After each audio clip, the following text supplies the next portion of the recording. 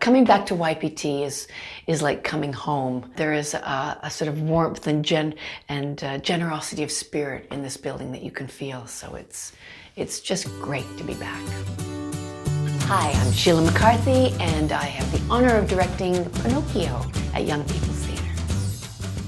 This Pinocchio, this musical of Pinocchio by Neil Bertram and Brian Hill, is it's a romp, and the music is beautiful, but it also takes a look at what it takes to be, you know, a little boy who lies and coming to terms with what it is to tell the truth. And so it takes the story of a little underdog who happens to be a puppet and breathes heart and life into really what it takes to tell the truth.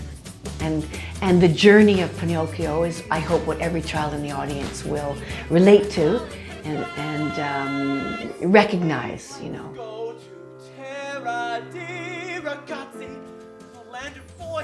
Well, it's an interesting world we live in right now, where the truth and the non-truth is, the edges are blurred right now in our world. And even for children who are picking up on the news and picking up on politics and picking up in their own homes, you know, it is still an important thing to learn that it's okay to tell the truth, and that it is important to tell the truth. And it's also an important thing to understand what the truth is, and then to make up your own mind.